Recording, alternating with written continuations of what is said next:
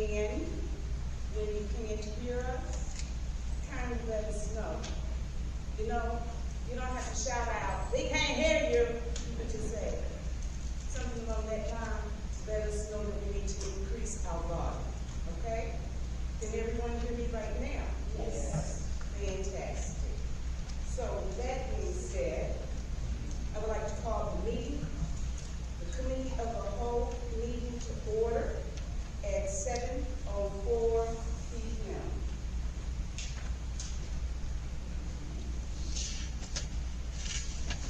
As you can see, does everyone have an agenda? It seems like we have more. No. Do you need more agendas? Yeah. We need a couple.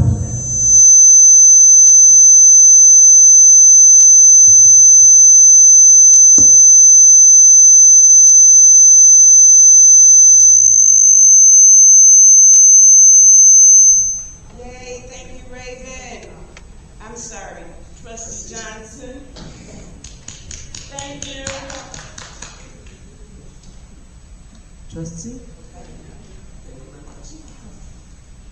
Madam Clerk, can you please call the roll? Yes, ma'am. Trustee Burns? Here. Trustee Johnson? Here. Trustee Jones? Here. Trustee Sterling? Present. Trustee Sapp? Here. Thank you. As you notice on the agenda, there are quite a few items. And we do not wish to be here all night, so we will be asking, we will be asking our speakers to limit whatever update, dialogue, whatever you have.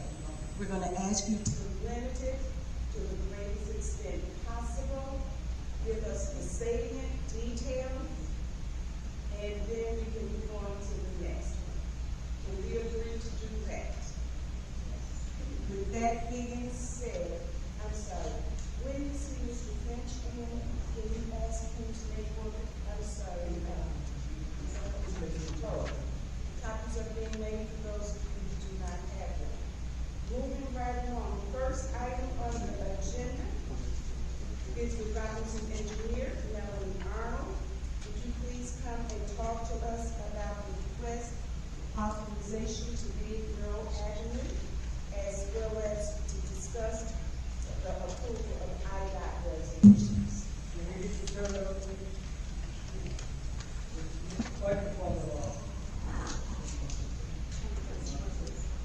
you hear us? Okay, with that down. testing.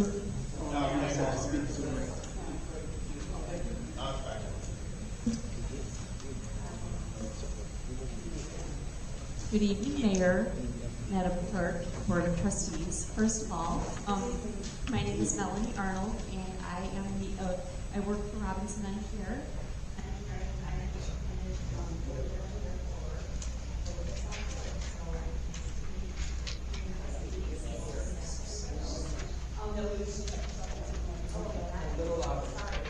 Hear me now?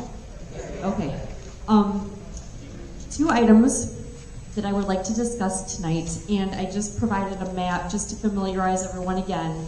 I know most of you have seen this map several times. My first request is to place on the May 13th board meeting agenda an authorization to allow me to bid the Merrill Avenue Water Main Replacement Project, which will be utilizing DCEO.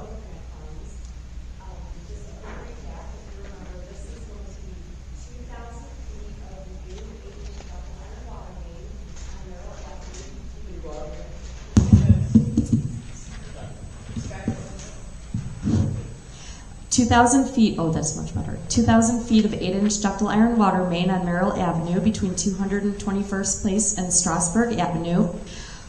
We would like to bid the project on May 15th with the bid opening date at the June 10th board meeting. We would expect to start construction approximately 1 month later, the beginning of, or sorry, middle of July, and then project completion by November 21st, right before Thanksgiving. So that is the first, just to let you know, we have the IEPA water permit. Plans are ready to go, so we're just asking for authorization for the board to approve our authorization to bid. Trustees, what's your pleasure in terms of including this on next week's board agenda?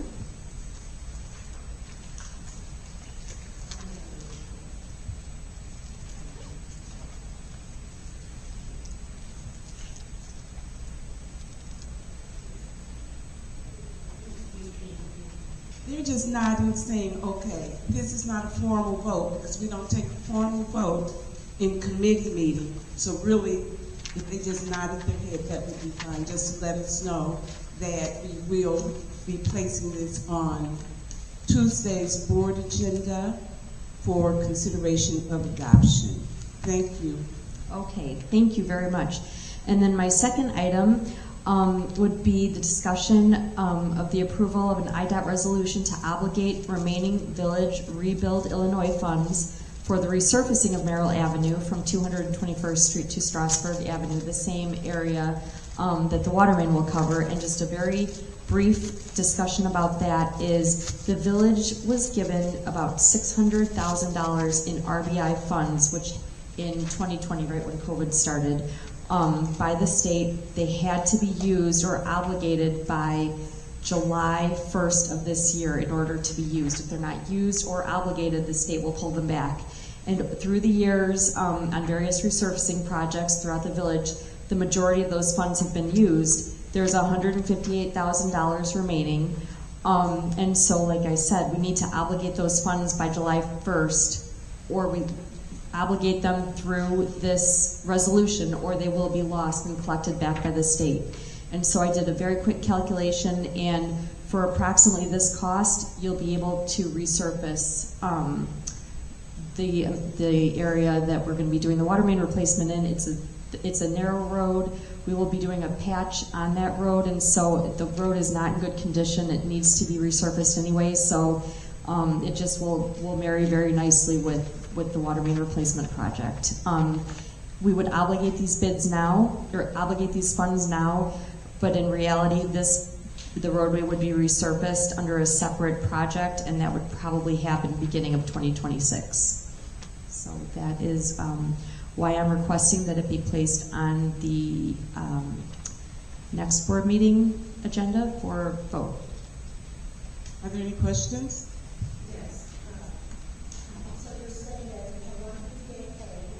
Yes.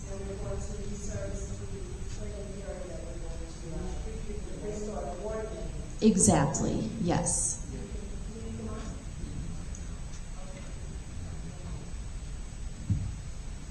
Testing. Okay. Now, do we have?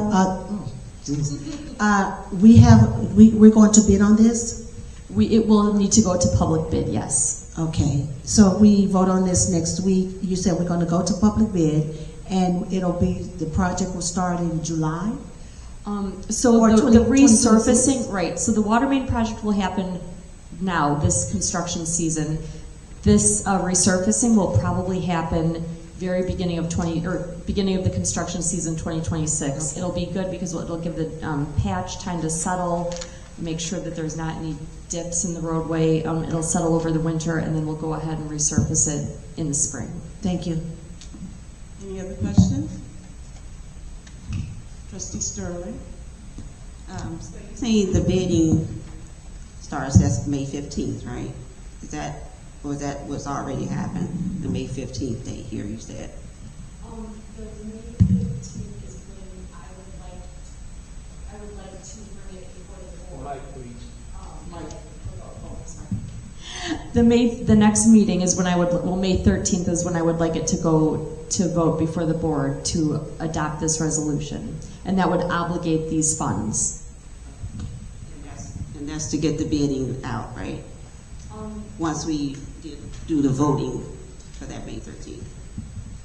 So there'll be two items on the agenda. The first one will be, it's the same street, but two different projects. What I'm asking to go to bid on May 15th will be the water main improvements for Merrill Avenue, and then the second item, the resolution for the $158,000 for RBI funds. It's the same roadway, but that's going to be, we're going to basically take all the asphalt off the existing roadway because it's in really poor condition, and then put brand new asphalt down. So it's the same project, or the same project location, but the resurfacing project, that will happen next spring.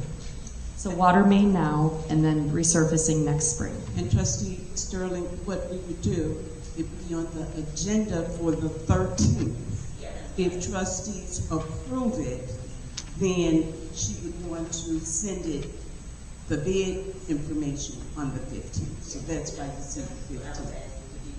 Yes, that's it. Okay? Okay. Thank you. That's all I have. Thank you, everyone. Coming up next, we're not rushing you, but we're rushing you. Coming up next is a development that we talked about a while back, and Mr. Isaac is going to give us a very brief update. Thank you, sir.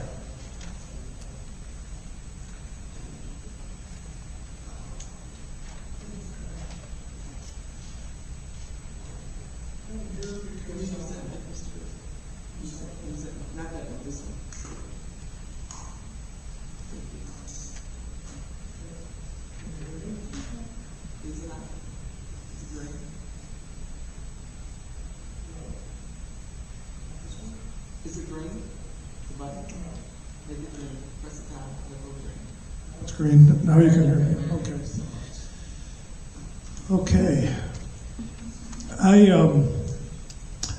I'm a design build developer, so that's what I've been doing for the last 5 decades. Came out to Sauk Point. We created the Sauk Point Business Park out there. Initially, it was going to put a development in that we had proposed, but we came to find out that the TIF had expired. And so to move forward in a positive direction, we ended up going back to another site. And from what my understanding was, all our ordinances had been previously reviewed. And again, I don't do ordinances, but from what I did receive, as we move forward, and I was working together with Nick Griefer, who was representing us, there were motions and approvals on February 27th and a recommendation by, at that time, Hannah Oughton, to move forward on the text amendment for the recreational cannabis and the special use permit for the 3-phase development that we proposed and we secured over at the existing Black Salt and that building that's on the corner there. The goal there was not just to do this 3-phase project. The goal is to do a 4-phase project. And so we submitted these plans. We submitted these plans to the, if excuse my voice, I had some vocal cord surgery that was done, so. No, not at all. I just wanted to try to get through it. But I did submit these, and we did go through this process before. And all I'm asking is that it be considered to be approved. Trustee Johnson? To my recollection, our board voted on this ordinance on 4/2/2025. So this had already been approved. 4/2/2025. You did not vote on the ordinance per se. The language did not say ordinance. What you voted on was the language presented to the board by the zoning commission. So we will need to vote on the ordinance. Well, to bring you up to date, and the new trustees up to date, I like I said, I've been developing down this corridor for decades. Everything that you pretty much see where Kohl's is and all those users that are there, that was our property that we developed over the years. There's an opportunity that's here that we believe is something that you have to take advantage of, and that's the vacant corner that is adjacent to this three-phase project.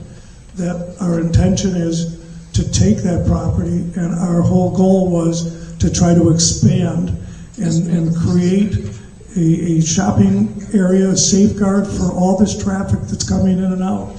There are certain tenants that we have a tenant base on, and we have developed all throughout the southern suburbs. So in some of the information that I've given you, there's actually, I have our project list, and you'll see that there's 500 facilities that we have built throughout the southern suburbs. And we want to try to accomplish that same goal on this corner. That was the whole purpose of us reverting from our business park, making sure that we secured the property that was there, and for us to try to develop. So all I'm asking at this point is for, since it has gone through February 27th, where it was actually brought up by the commission for the Board of Trustees for their approval of the ZBA Plan Commission is to confirm the special use permit, as well as what was on the agenda, is for us to try to get that approved now so that I can move forward, get a redevelopment agreement done, and start to move forward to try to get our development going. Trustees, do you have any questions? Yes, question. I know that we have new administration, new mayor, and so my question is, have you met Mayor Marva with Mr. Pronounce your name. Gierzik. Garrison. So have you had a chance to meet with Mr. Garrison in your offices? Because I'm now hearing something about shopping. And I know before when we talked about this, there was not shopping malls attached to it. It was like there was a dispensary, they spoke about eatery. But I didn't hear anything before about shopping centers. Is that what you Here's what we originally proposed, and it's actually in this flyer. We had already discussed to have not just the dispensary, we had a gaming facility, but we also had a restaurant that was going there. From there, there's a vacant piece of property, and the way that we secured the land originally was to have the option to move forward to see if we can bring grocers and the people that we've worked with in the past, like the Aldi's, to expand in that vacant corner. Because once you do that, or you take the UPSs that are looking out there, or the vitamin shops, a lot of them do not want to go down the street and be set back 450 feet because there's no curb cuts off of I-394. The successful entities that are out there need to have access. And you have the Indiana traffic that's coming in back and forth, and to create a safeguard center to try to expand in that is really our goal. And that's how I got involved to try to move forward on this property, and that's how we structured the contracts that we committed to. Now, I know before you guys did bring us a somewhat of a blueprint. Have you reconstructed the blueprint? No, and we've got these blueprints that show the 3 phases, and then behind that, in the very back, I tried to show you guys the vacant corner so you could see that that was attached in the back of that. It gives you an idea of the vacant corner that's there right now. It's right across the street from Gas and Wash. And the whole goal is to light that up and to create some synergy there. Trustee Burns, you asked if he and I had an opportunity to actually speak in person. No, we did not. It was intended that we would, but at the time we did talk, we didn't talk about a 3-phase project, and it's not what was sent before the zoning board. No, that's something that I wanted to be able to again, until, we've got a three-phase project that we've got right now in place.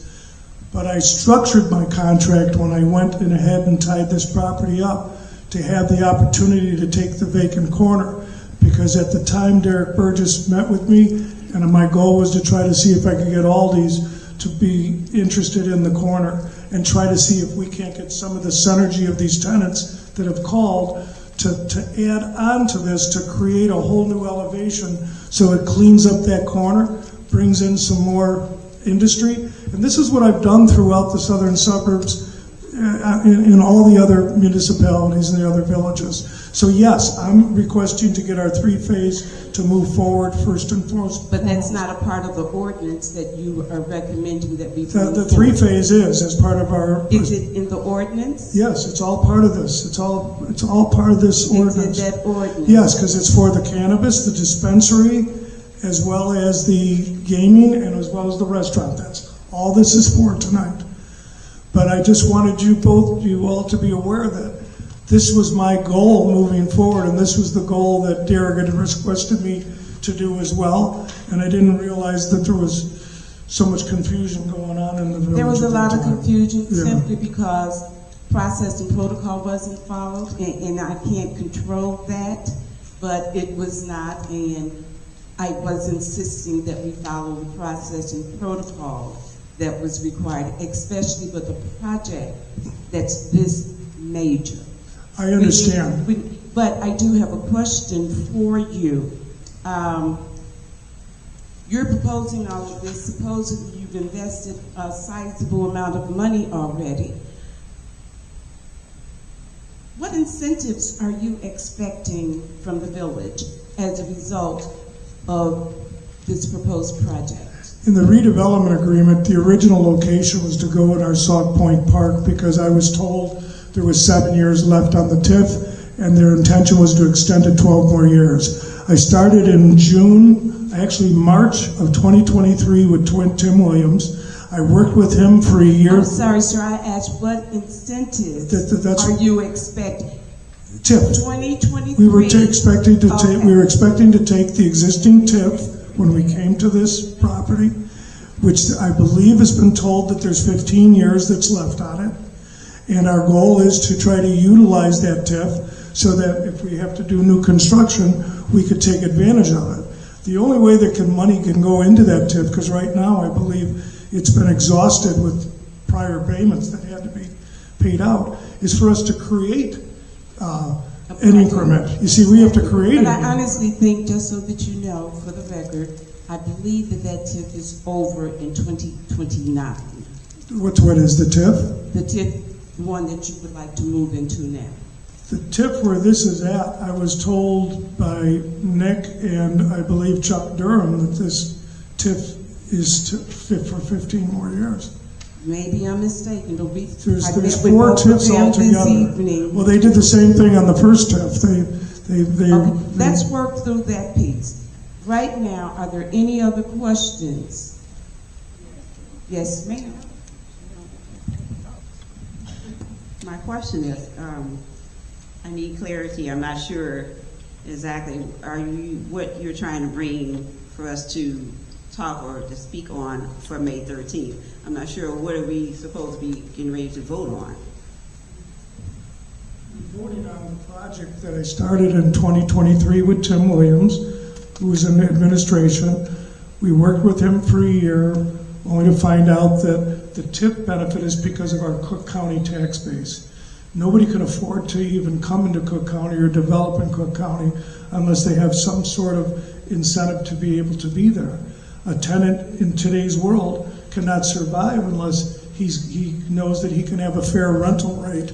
And the only way to do that as a developer is to make sure that you have incentives to build this project up. No different than when I created the Sauk Point Park.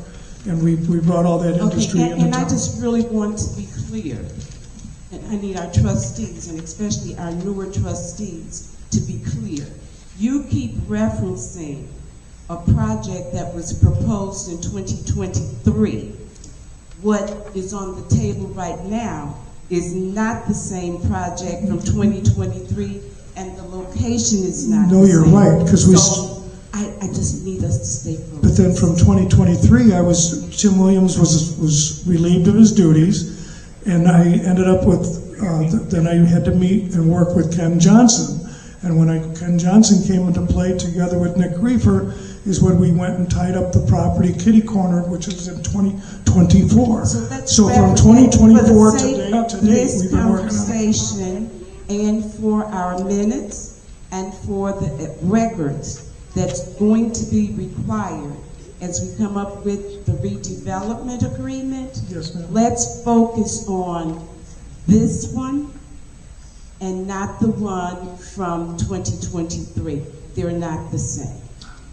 I'm not, I was just giving you the history of where we were at. Right now, we're talking about where Right. are we now, because we asked you to provide us an update, not a historical perspective, okay? I think that Trustee Sapp hand was up first. We'll go there first.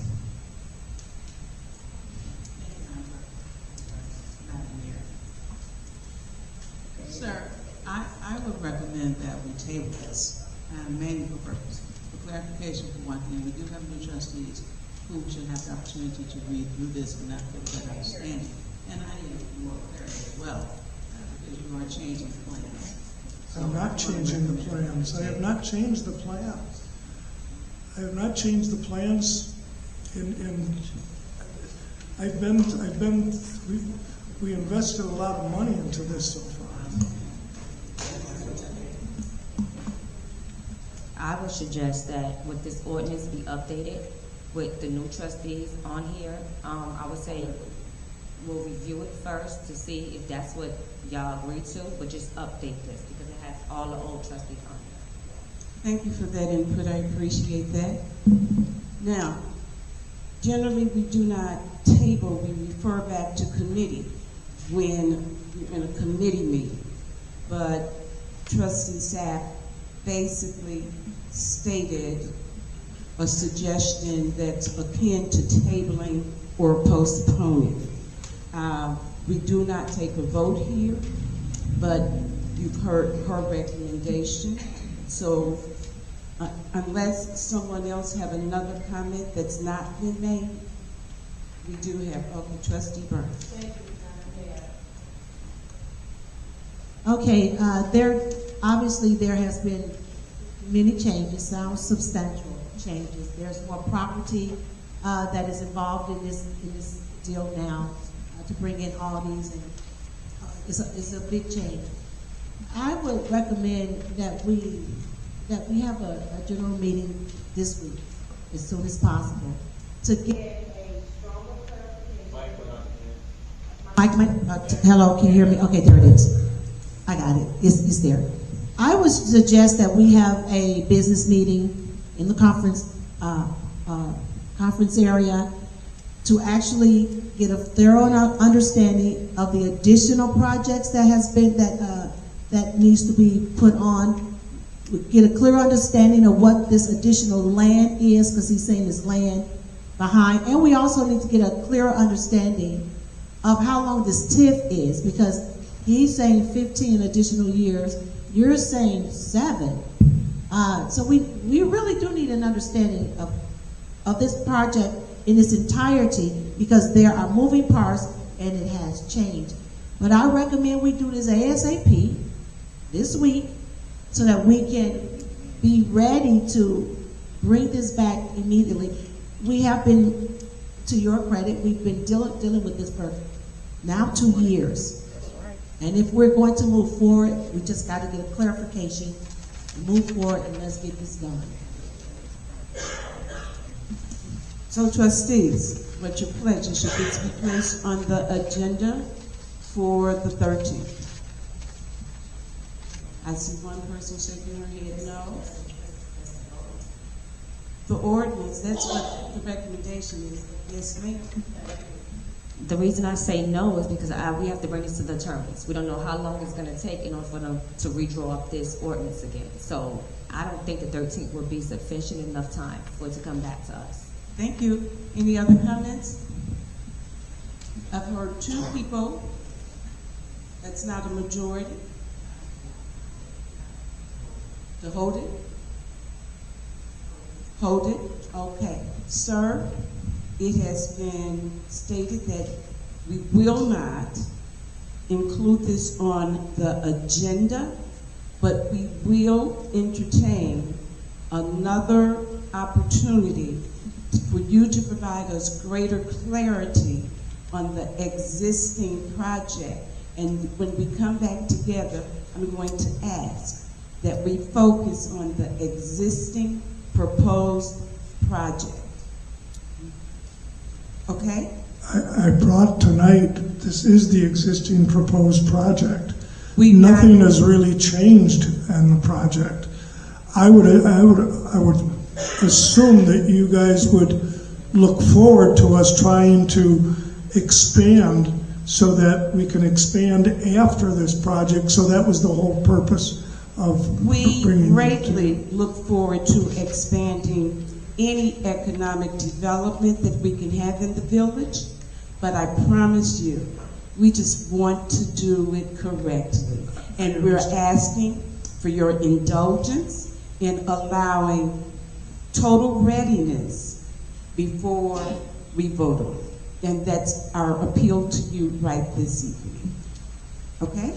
Do you need me to come in and sit down with the trustees and go over a workshop with We them? must figure out how we're going to do that. So we'll be back in touch with you to let you know. I will be in touch with you, or you can be in touch with me. Okay? Thank you, sir. Okay, moving right along. Sorry? So what? Oh, okay, yes. We thank you for your time, and you take good care of your foot. Okay? We're going to move on. That did take a little longer than anticipated, so I am going to attempt to talk a little fast. Okay? And clerk, I'm not going to talk so fast that you're not going to have an opportunity to capture what I'm saying. Number one is not on the agenda, but when you came, you had a document at your seat, and that dealt with a memo that came this afternoon about 4 or 5 o'clock from the Odelson Group. I thought that I would make copies and put it at your desktop simply because they sent it to all of you. However, all of you do not have your emails for the village set up yet, and they sent it to that address. So I wanted you to see what they had sent out right away. In your meeting packets, you have a document that looks like this that says Sauk Village is hiring. These are some of the that we will be posting for. Wanted to put it out there so that our residents and any interested parties will start preparing to make application. We wanted to share it with the trustees so that you are familiar with it. However, we do not have job descriptions for all of these yet. I'll explain why we do not have job descriptions for all of these positions, but prior to expending time and money to create new descriptions, I wanted to make certain that you were aware of the need for these positions. We'll talk another time about a revised hiring process in terms of evaluating potential staff members who we will be onboarding, but I won't talk about that today. But I would like to start posting this. All of them would not necessarily be hired all at the same time, but we want to be ready to go whenever we can. So that's why I will be having this on the agenda, Clerk Williams, on Tuesday for you to decide if we want to do that.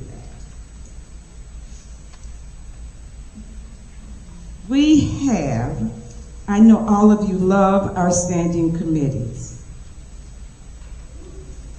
Attached is a draft of the ordinance that I would like to see on Tuesday's agenda as well, agreeing to the standing committees as noted in the ordinance.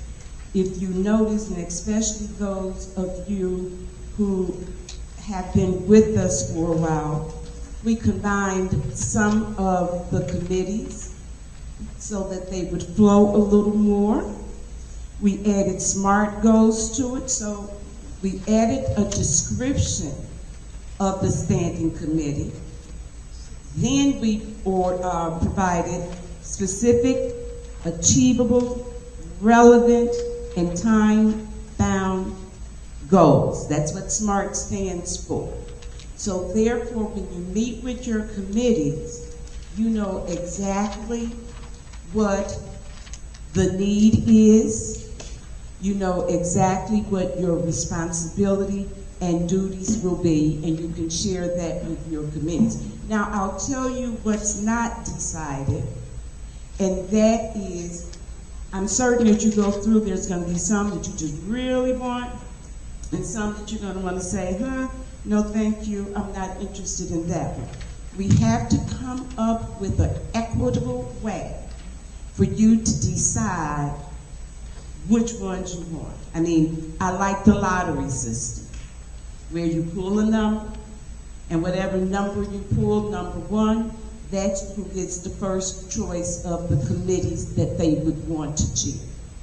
The committees that's enclosed in this particular ordinance are the ones where trustees will be the liaison for the departments or whatever the element is, and these are the ones that you will get paid $125 each time you have your meeting. However, I am going to invite you to pay close attention to the reports that will be expected to be presented.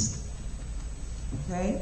Not every board meeting, but at least monthly, you would come and you would give us an update in terms of what your committee is doing. So, I see that I have a question.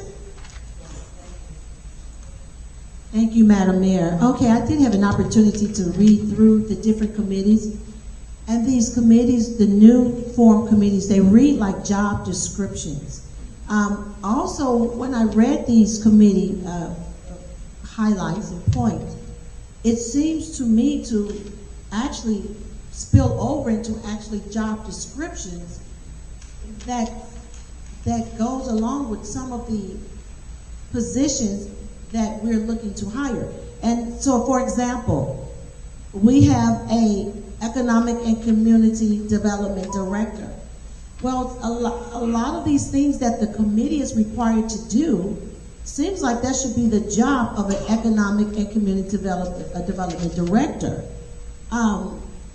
And that director work with the committees, but it reads as a job description. We're required, we have timelines, we're required to do reports, we're required to go out for grants, and this reads more like a job description to me. And it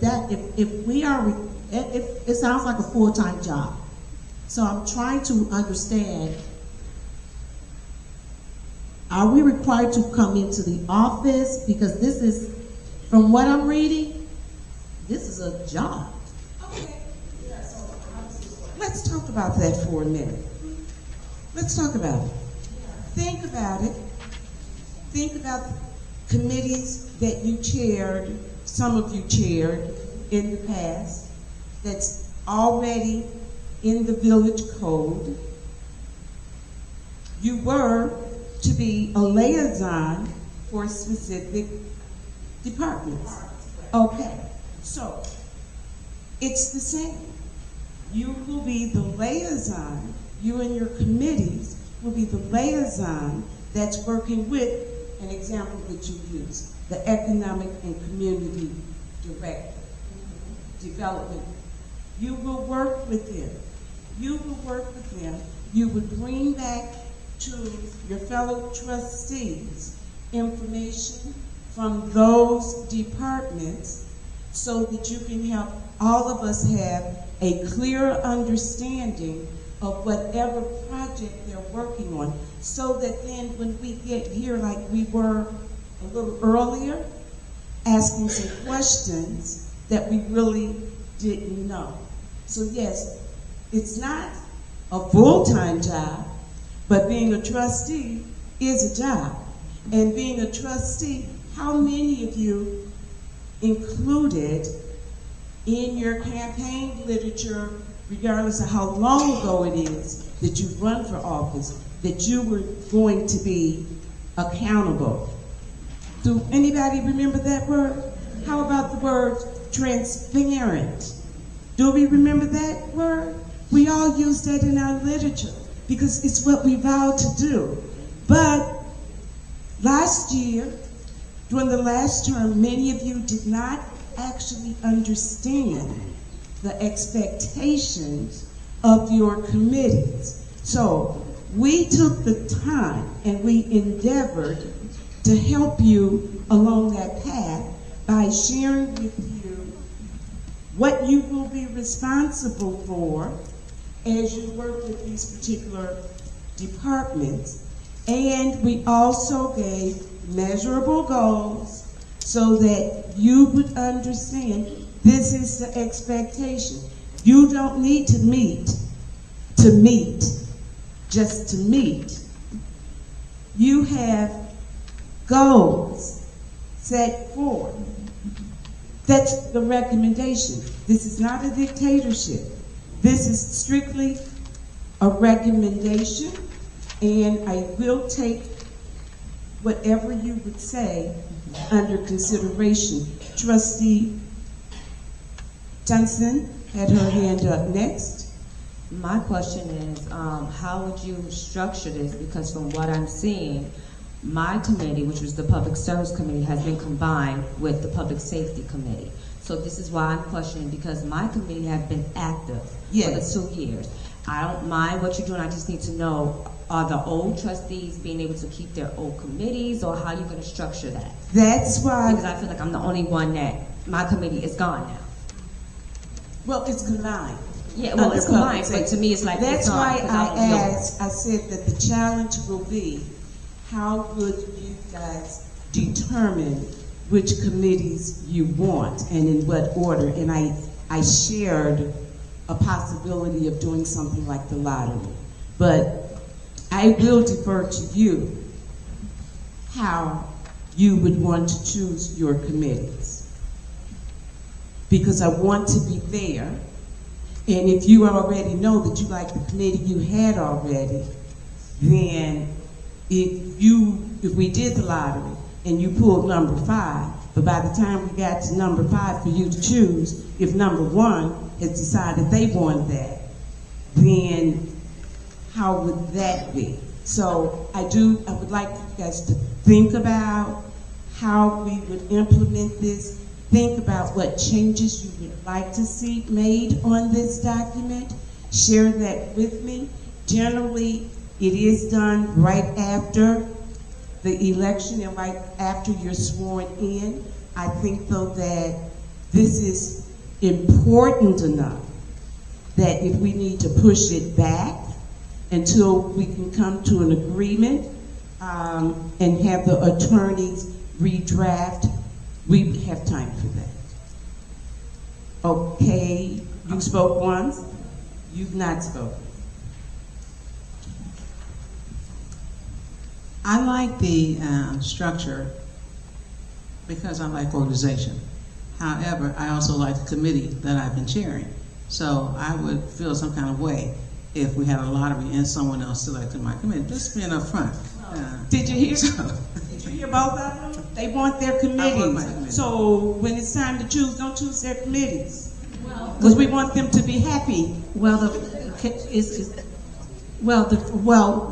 way we had been doing it for many years is that the trustees that have been here already would have the opportunity to go through the committees and make their choice.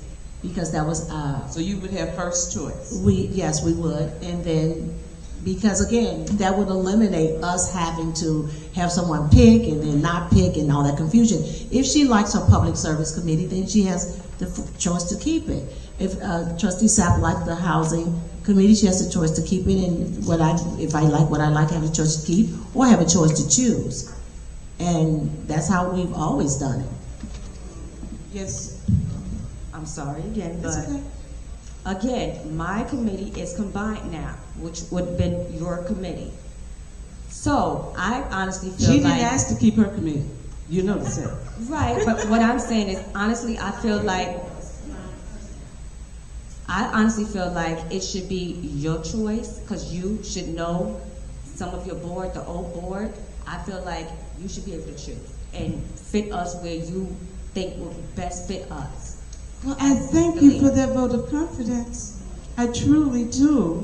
But as I said, I wanted to be fair and entertain your desires as well. Okay? That's all I'm attempting to do. But in the midst of it, to me, it's not fair because I don't have my committee anymore. You do have your committee still. No, It's called public safety. right? And that's totally different. The from public name may be services. different. Read it. I read I it. did a cut and paste for the most part from the ordinance. I did a cut and paste. Just added a little bit. That's all. But we can talk about that. We can talk about it, okay? Okay? We'll talk about it? Yes, ma'am. I understand the SMART goals system. I know I deal with it at work, so I understand the system. With the SMART goals, I feel it can be a little bit controlling, and I just want to know, will we have the opportunity to go over these goals instead of it being, I understand structure and all that too. It's just, to me, if it's your committee, I think you should be able to run your committee the way you would like and not have all these restrictions and stipulations on what we should do. Like I'm looking here at the budget and finance, you're saying 5 new grant opportunities. What if you can't do 5 grant opportunities? I'm not really. It's better than what we have right now. It's better than what we have. Yeah. But I would think that when you meet with your committee, you would share, ideally, what this administration feels that's needed, but then there is leeway. This isn't a dictatorship. That you guys, you come up with what you know that you can feasibly do. In the past, we've not had any structure. We've not had any expectations. And guess what? We received little or nothing. One trustee says that she did a lot with her committee, and she did. We had so much of a savings of that little $125 for your committee meetings, simply because, and then if you were here at meetings, you would have heard the number of times when it came to the trustee reports, people would say what? No report. Well, Excuse me. No report. No report. No report. We were elected to work for our residents, okay? And we're going to work for our residents, and the expectation is that you will not say no report. Give us something. And a report to me is not just announcing your next meeting, okay? So this is flexible. As I said, we don't have to take this to board on Tuesday. I'm open to your input, but know that there will be expectations of performance.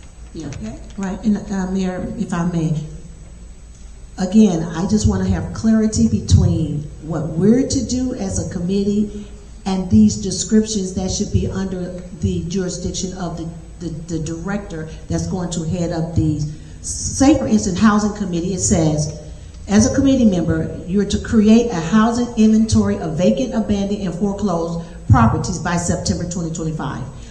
You recommend at least 3 housing policy updates to the village board by the end of the year.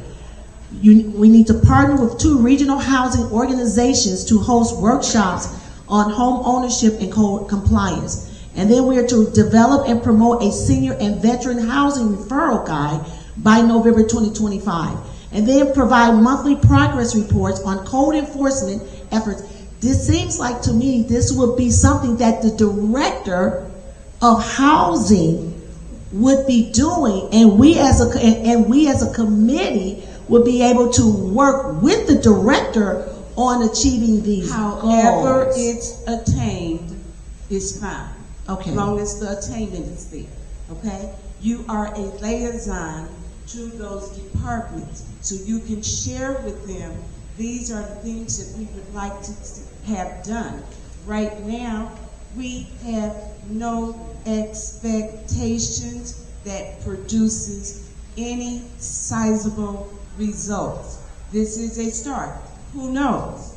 If that's a committee you want, by the time you do all of that in your, you got a very strong committee, you all may come up with some other things aside from what's in here that you think would be beneficial to the village of Sauk Village. That's what we're working on. Right. But now I'm going to share something with you real quick. I see you. I'm going to share something real quick, and then we're going to take another, and then we are going to move on, okay? The person who had housing, who's already said that she wants her housing back, she started doing some of this stuff already with the hopes that she will have housing back, okay?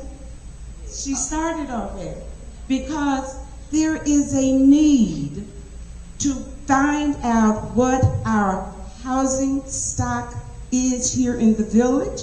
We need to know that. And directors, most of our directors, none of our directors have any secretarial help. And they can't be out there doing all of that. We can have committees that can assist with going up and down the street, what house is vacant, what house is in total disrepair. Let's identify what we have, and so then we decide, what are we doing with these properties? They've been like this 5, 6, 8, 10, 15 years. It's time that we put forth a major effort, a major push to make this village here what our residents would want to see. Okay? I'm in it. So, yes, you said it sounds like a job description. It is a job description. For a department head. It's a job description for the committees that's working with the departments, and that's part of their job description too. So it would have to be aligned. It can't be you're on a committee and you're the liaison for a department and your goals are totally aside from theirs, because that's not a coordinated effort. Let's move on to someone who's not spoken yet. Trustee So Stern. Madam Mayor, so with the SMART goals, you're just bringing up the SMART goals too as a recommendation on how you would like to have some kind of structure within your committee. Exactly. And we would also have the opportunity to make whatever goals we want to have for our own committee, right? Exactly. Okay. Exactly. Thank you. You said that much better than I would have been able to, and I appreciate your input. We're going to have one more comment, and then we're going to move on. Trustee Burns, did you have another comment?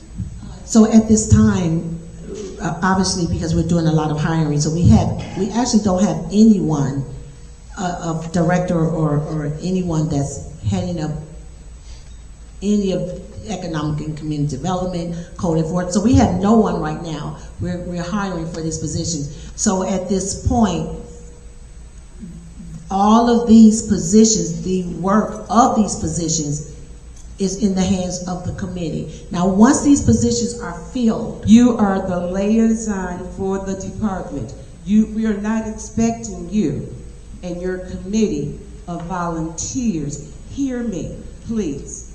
Hear me. Okay. We're not expecting you and your volunteers to do the job that a director is getting paid for. You are the liaison, and you can be a helpmate Right. when it's needed, and you can, when you attend their meetings or communicate with them, say, this is what the trustees, this is what we want, and how are we going to do this? You're a liaison. You're not, some of this is hands-on. I can remember it's fine. when we had someone on public safety or services, she herself created the service form for residents to use when there's an issue. There are going to be some deliverables. No, And the deliverables are okay, and it's going to be expected, whatever they are. okay, that's fine. As you said, these are As I said, these are one more volunteers. comment. Right, these are volunteers. Last comment. Right, okay, right. Thank you. These will be volunteers, and we are asking volunteers, Let's talk about this offline. okay, If everybody else have an understanding, then you and we can revisit this. This will not be on the agenda for Tuesday, so we're not going to labor today. Okay? Thank you. Let's move on to the next agenda item. So, those of you who are regulars to meetings, you know the lack of decorum, the hostility, and the whatever else that goes on during these meetings. Know that I truly appreciate what I'm seeing today. I truly am. There are no catcalls, no screaming, no hollering, none of that. And we want it to remain that way. So, a lot of times, though, it comes under public comment. So I endeavor trustees to come up with a draft. All of this is not written in stone. Keep hearing me when I say that. These are proposals not written in stone. It's here to lead our discussion and to get your feedback, but not to defend. Okay? Hopefully you had an opportunity to look through the policy draft. This is something else that's not needed immediately, but your feedback would be greatly appreciated. If anyone has read through any of it and you're ready, you are prepared to make statements today, we will entertain it. If not, this is not for the agenda, as I said, but we can revisit it. You may want to add to it, you may want to delete from it, but just so that our residents know as well. What we're talking about is coming up with a policy, and you will each get that policy when you come in the door. And by coming in the door and reading the policy and sitting down, for the most part, you're saying you agree to follow this policy. And we're not going to even talk about that, but if not, because I'm certain that we can always count on each of you to help us maintain order and decorum, just like you are right now.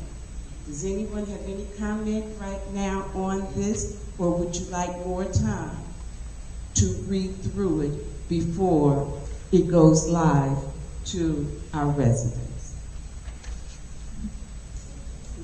Yes, ma'am. I think we need more time because I just want to make sure that we're not trying to suppress the residents' voice. So I think we need to look over and make sure we're not violating anybody's rights. Thank you for that. And know that this does not violate any Open Meetings Act. No, but that's what it would be, a violation of OMA. And you'll find out about what we're talking about there a little later. It doesn't violate Open Meetings Act, for the open meeting. However, there are some actions that in the past that our residents have done that requires to be suppressed. It requires. We shouldn't have to have a police here to manage our meetings, to manage us. We shouldn't have to stand in between people to stop them from getting ready to fight. That's what's been happening, okay? Maybe not at a meeting that you've attended, but more often than ever. It has. So some things need to be suppressed and contained. Yes, I understand, and I'm all for peace. Yes. A peaceful meeting. Yeah. I just want to make sure that we're not violating their First Amendment right to speak on things. We're not talking about violating First Amendment. That's the only thing I was concerned. I'm concerned with that. No, we're not going to violate anyone's First Amendment. And then, according to Robert Rules, though, that one piece that you do need to know, I didn't bring you guys Robert Rules order books, because I ordered books for you. But one thing in Robert Rules, parliamentary procedures that deal with public comment, if 2, 3, 4 people are speaking on the same item, it's not suppression.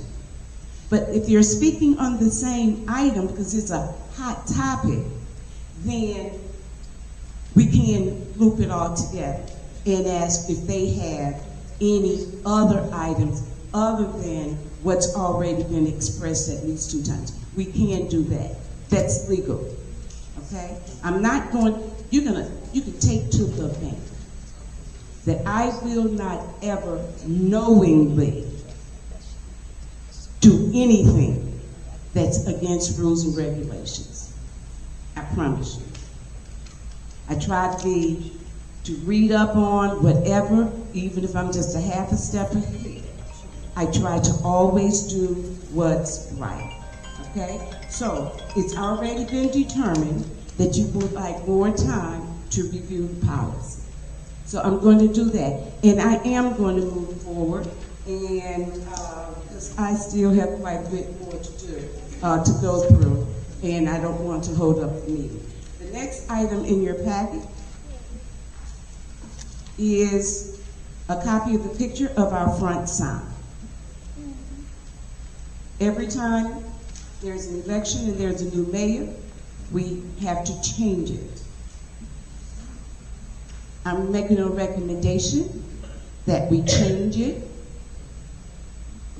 removing the Indian head, simply because the use of Indian heads and all of that is not considered politically correct anymore. So instead, I would like to replace that Indian head with the village logo. The one that you see back there, not the one that's, because Pride and Progress is already written down there. So the logo would only look like the one that's there, okay? But we'll still keep the wording Pride and Progress, okay? Another thing, how many of you know what color the sign is on 394? What color is the sign? It's brown. What? Who said yes? It is.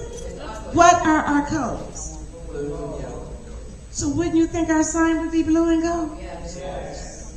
That's what I would be recommending, to change this sign so that it aligns with our colors, the village colors, and as I said, to move the Indian head, and that would be the only recommendation that I would make.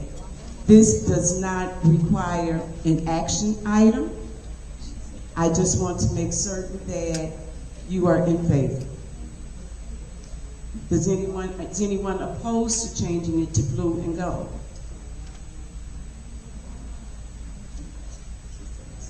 Is anyone opposed? No?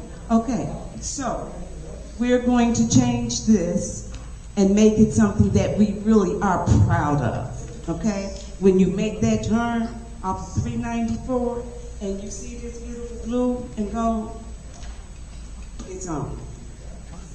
The next item. This first week, I want to give you guys a recap of this first week, and some of it is documentation. So, Trustee Williams, if I'm going too fast, please let me know, because this needs to be documented. I've been in office now for 1 week. We've been in office for 1 week as this current board. Those of you who have come by during the daytime, you know the struggles. This has really been a horrendous week, people. Do you hear me? And I'm going to say specifically why. We had to pay extra money, we had to expend extra dollars to totally our key fob system because it was hijacked from us. We could not get the password for the company to come in and to make new fobs and delimit the ones that are no longer needed. So we had to get new fobs. I like the color of it better because it's what color? Blue. But that was $10 that we should not have had to spend. $10,000 that we should not have had to spend. Know that approval from trustees was not needed because it's under $15,000, and the mayor can choose a company or a project that's under $15,000. So there was no laws or rules broken there. This week we've also attempted to shut down every credit card that the village had, even though we don't know all the credit cards, because the credit cards wasn't left here with us. Okay? So we've been hunting and pecking all week for everything. We do not have all of the village property from those who have left us. Okay, trustees? We don't have we are missing laptops, telephones, chargers. How about every file in a file cabinet? Not one file are in the majority of. And do you know what that means? It puts the village, and this is the time I wanted for the record, it puts the village in jeopardy because there are laws that govern the length of time that we're supposed to keep public records. We don't have public records. Let me share something else with you. We don't even have the FOIA request. If any of you have ever filed a FOIA, and your FOIA, please don't holler out, and it was answered, we don't have that. All of the file cabinets are completely empty except for the file holders, the things that you put the folders in. We have no records. None. So those of you who saw the shredders out there, and I'm like, oh, they wouldn't do that. Know that they did. That's not anything to clap about. That's a sad state. That's sad.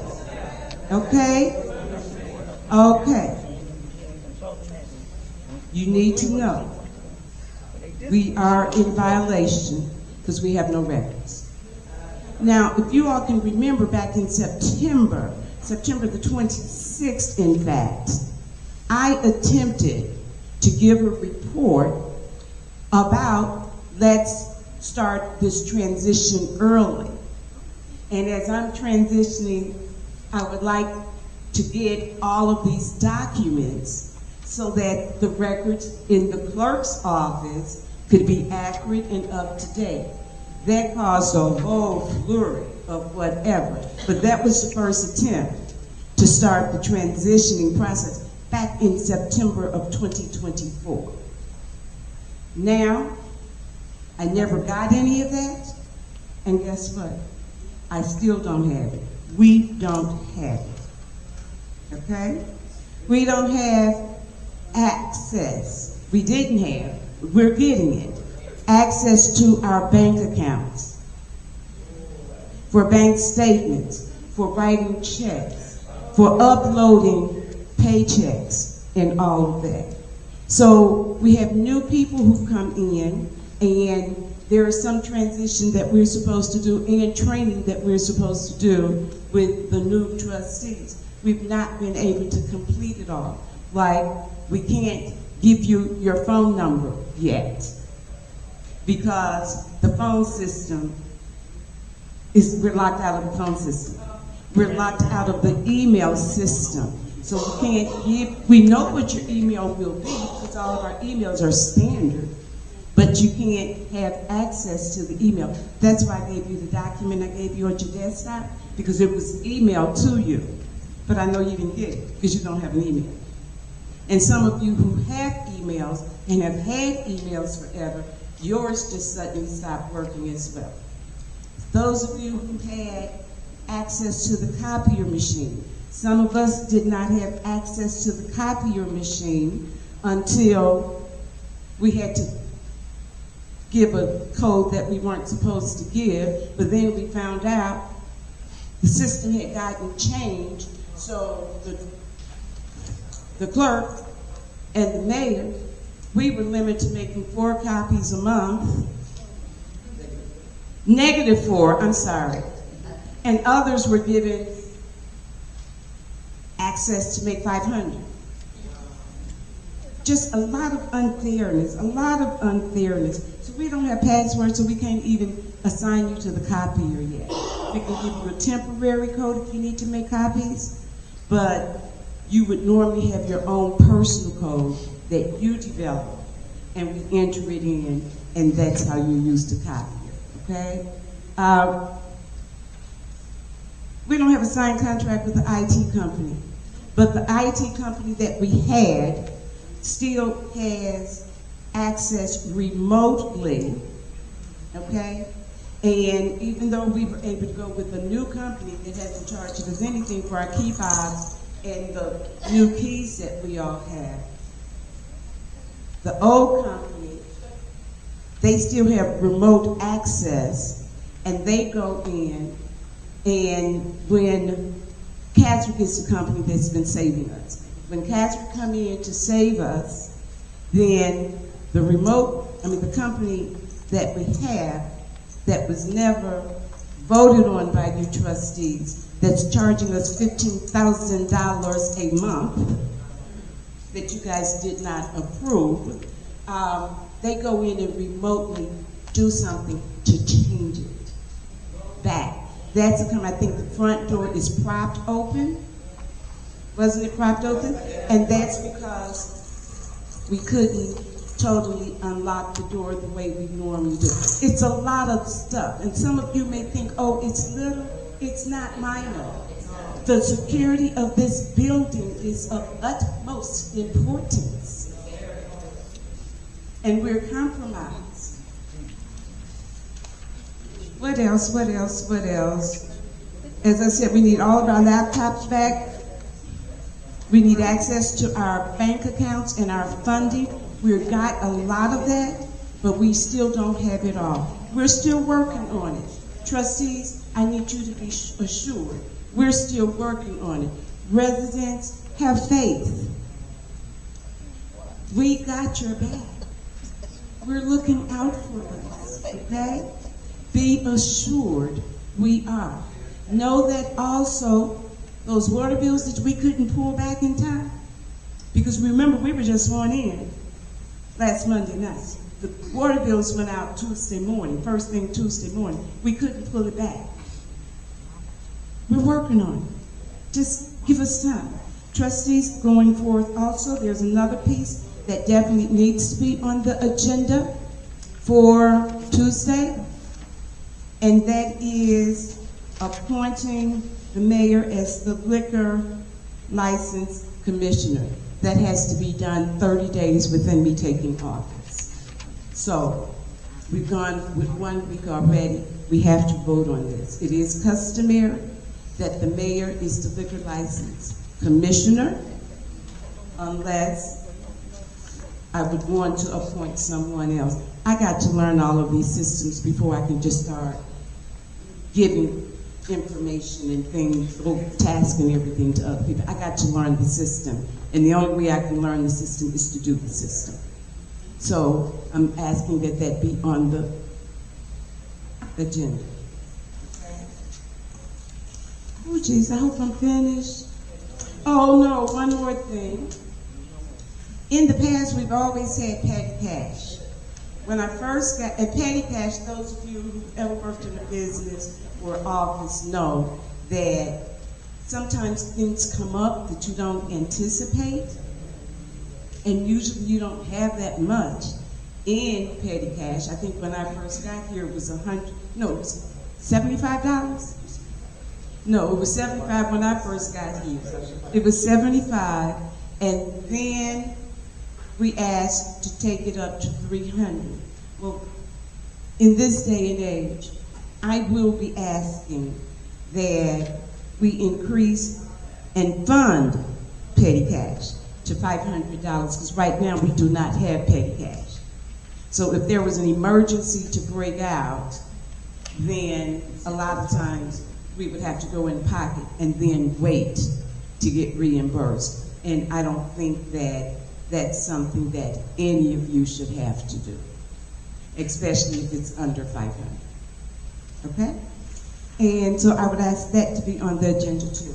And I'm tired, but that completes my report to you. And so we are going to move on and bring up our internal auditor, Mr. Anthony Finch. He was brought in back in, what was that, February? When was December, September, October, August? It was last year. It was August Okay? 2024. And I'm just going to say this. He has been a blessing to this village. He has worked, he has been indefatigable this week. All he keeps saying is, what else do you need from me, madam? Whatever do you need, what else do you need?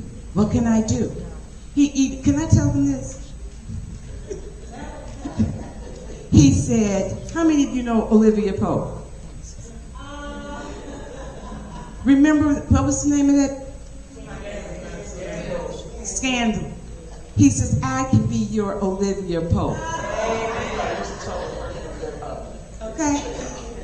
And he has been, I'm calling him constantly. And one day it was like, I thought I was going to make it through a whole 24 hours without talking to you on the phone. But we did. But go ahead, Mr. Finch. Thank you, Mayor, trustees, and the residents. As the mayor alluded to, the last week has been very interesting. And I want to say congratulations to the new trustees. Some of you guys may know me from being here in 2018, but I do want to say and hope that you all are here with open minds, open hearts to give the mayor and the rest of the board an opportunity to serve the residents of Sauk Village. In the week that I've been here, just some of the brief things that I've been able to discover, as well as what the mayor said with respects to no passwords, no access to systems, and things of that nature. A couple of things before I get into my report. One of the things I want to ask you all as trustees, if you can, especially in this political toxic season, there was an email that I sent out on behalf of the mayor regarding the transfer to pay roughly $1 million in invoices that the trustees approved in early April that was sitting in our back office. What the residents do not know is a lot of vendors have shut off services. We walked in Tuesday morning, your police department was in a panic. They was in a panic because your gas pumps was empty. They was empty because the check that was approved by the board was never mailed. When the mayor talks about a petty cash, your same police department panic because they have roughly 500 letters to go out and notify individuals of court dates. The stamp machine that we use at Village Hall was out of service because the village owed them $268. Immediately $268. So it was, as the mayor said, do we as an individual, myself or her or the clerk that was here in the office, use our personal money to pay for it, or do we let it sit? So the petty cash is important because it delays something that's potentially is going to impact your residents because they're going to miss a court date, over $268.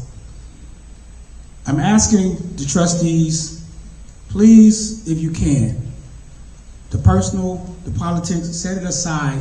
If there's internal communication, don't share it with your friends on Facebook. Give yourself a chance to make this village better for you. You know, stand on what you ran for, which, as the mayor said, was accountability and transparency. And those that might be negative or bitter, let them be bitter with their own information. But please try not to share what's sent internally. So with that, I'll go ahead and give you some of the updates. Excuse me, you said this is on the back table, right? Yes, that's on the back table. On the back table, right? What was left? I made some copies. I put them on back table. So They may be gone, but there was some on the back. I'll make some more copies. In this week, we found out, you guys know that the village is on well system. One of the wells, which we found out talking to Robert's engineer, is needing repair. Those repairs have been told to the village for at least the last several months, but has not been repaired. What happens if we don't go ahead and repair that well, it puts strain on the other wells, which in turn can cause that well to fail, which ultimately the water pressure for the residents will be none to very minimal. So that's something we need to be aware of. That cost is at least $65,000 just to take out the piece of the well to see what part is broken. So that's a minimum of $65,000 to $100,000. Another thing that came to my attention, and as of today found out even worse news. For those that remember Mr. Cooper, he had worked with IDA. That project started with myself in 2019. We got two separate grants. One was for $125,000, which I think was disbursed in roughly 21, 22. And then we also got approved for $335,000 in like 22, 23.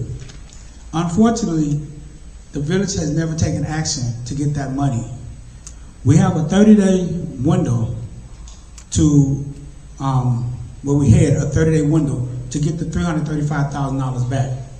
But as of today, we was told that we're probably gonna lose the $335,000 because the village is not current on audits. The specific response was until the village get 23, 24, and 25, no, I'm sorry, 23 and 24 audits done, they would not give us this $335,000. So because they asked for 23 and 24, we can't get 23 and 24 until we get 21, 22 done. One of the things that I'm gonna try to do is work with IDA, is see if they can get us an extension to at least a year, probably 18 months to 24 months to get current. But that's $335,000 that you can honestly say we're about to lose that could have went to take care of somebody's housing, that whoever is in housing committee would have been able to use some of that money to either turn them down, acquire them from the taxpayer or whatnot. So that's money lost. Number 4 is the key fob system. As the mayor said, we tried, as most of you guys know, to ask for the password. We had 3 separate entities confirm because first we was told so-and-so entity had the password. We confirmed with 3 different entities that said the mayor assistant had those passwords. When we could not get them, as the mayor said, the utmost thing was to secure the building. We had to do what necessary to secure the building. That cost roughly $10,000. Number 5 is accounts payable. In your packet, you have a low estimate of past due bills right now. It's roughly $600,000. Once it gets updated for next Tuesday, it's probably 700,000, if not over 700,000, because I know the code enforcement company that does the inspection and stuff, we owe them 56,000. I know there's an attorney bill that's roughly 30,000 that hasn't been inputted. So at the bare minimum, we're looking at another $100,000 added to the accounts payable list that you guys have in front of you. That's right now 112,000. That's on top of the 1.1 million in invoices that has already been gone. So in just the last week, we looked at over $2 million in past due invoices. Now, again, that's past due. We haven't even entered the stuff that's current. Number 6, the Public Works grievance. As stated, there's over 60 unresolved Public Works grievance. Some of those are not financial related, but some are financial related. I met with Public Works a couple of days ago.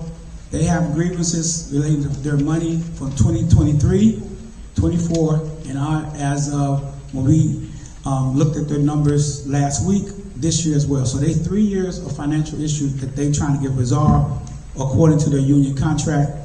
In a rough calculation, that's at least $65,000, not including if we have to get our attorney involved with their union steward to reconcile this. I have asked them to give me a month to go through all 3 years and do a calculation like we used to do in 2022, where if they are in agreement, they would sign off on it and not have to take it to any legal action. As you guys have heard numerous times in the last several months, several weeks, we are not in compliance with the 2021 audit.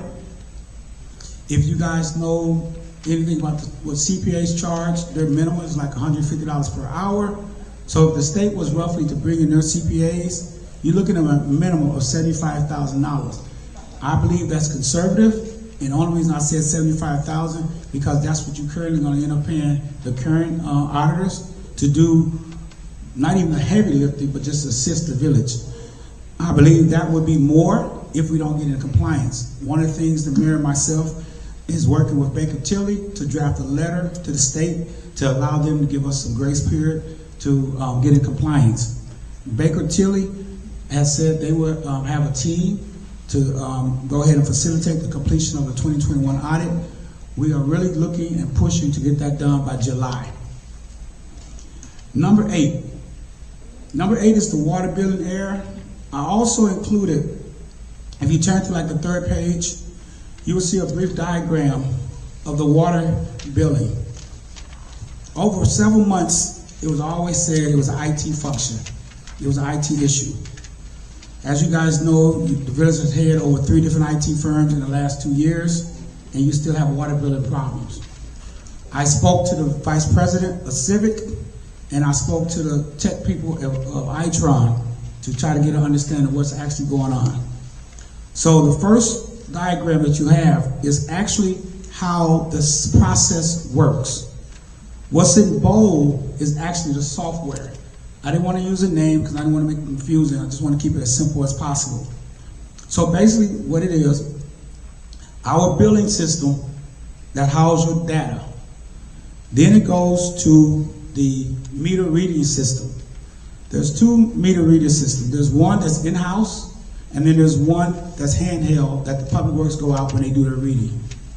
Once Public Works do their reading, it comes back, they come back and they download that into the billing system.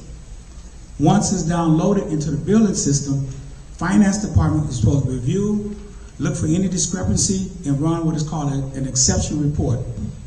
What an exception report is, last month somebody had a 0 reading, this month they got a $200 unit reading. That particular bill needs to be pulled out to be further investigated. After Finance Department do the review, they upload it to the mailing house. The mailing house formats it, sends it back to the Finance Department. The Finance Department is given a particular code that is self-generated by the mailing house. Once they get that code, they put that code into the mailing house system. as it's saying, we are authorizing you to mail the bills because we have checked the bills and we have confirmed we are okay with how the bills are set up. Once that code is entered, then the mailing house within 2 to 3 days, they send out the bill to the resident. That's the normal flow of what's happening. But again, like I said, I talked to Civic as an NITron. If you turn on the back, you'll see the existing problem.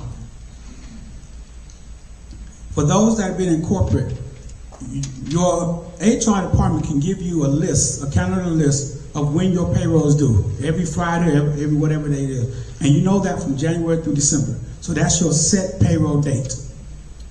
What used to be in the account in the billing system was set date for the water bill, like the 30th, 31st of every month. It was like that consistently. That's what the mechanism in the billing system understood. The bills are ran up to that point. What has happened is the cycle is off like 2 months. So if the bill cycle is January 30th, what was happening was it was not getting read till like February 5th. Where when you read it, the system thinking, they don't know it's February 5th. They think this is sometime in January. So it gives you the due date in January, but you don't send the bill out, like I said, through the process until the mid-February.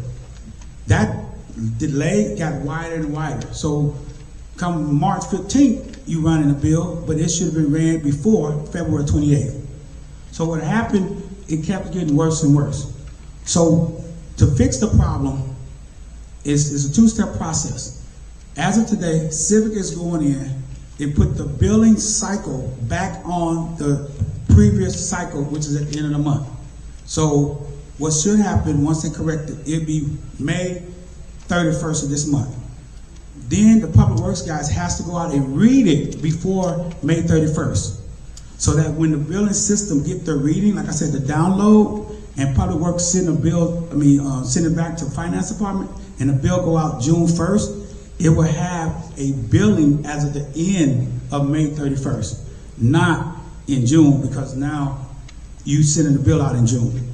So that's one thing that got to be fixed. The other problem that happened was somehow the routes got changed, meaning that the way the system is set up, and I don't know all the streets, so I'm kind of get it wrong on this one, but for instance, Orion, the way the handheld devices in the Public Works vehicle is set up, they have to run zigzag back and forth. So if they go to 123 Orion on the north side, they would have to go 8, 9, 10 on the south side Orion to get that reading, instead of just going all on the north side one day and then all on the south side the next day, where how it used to be. So they got to go based on the street, and if the street's on different sides of town, they got to go zigzag, which caused them delay. So what normally would take a day to do a reading, it might take them 2 days to do the north side, because they got to do a little bit of north side today, a little bit of south side today, go do the north side tomorrow, and go do the south side tomorrow. So that caused a delay.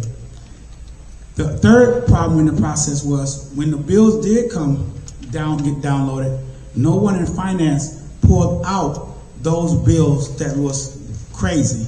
So when you see the due date, bill May 1st, but due date March 30, 27, that never was flagged. So that's the problem we're going to try to fix today, so that the due date is going to be correct, and then from there we'll try to get the right cycling. Now here's the thing I want to press upon for the resident.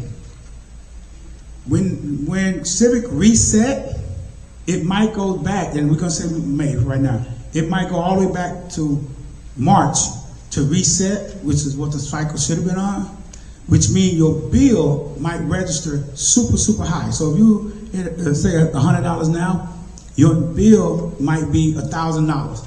What we're going to try to do in Civic is, instead of printing that out, trick the system to say, we downloaded it, we process it, and now let's start over.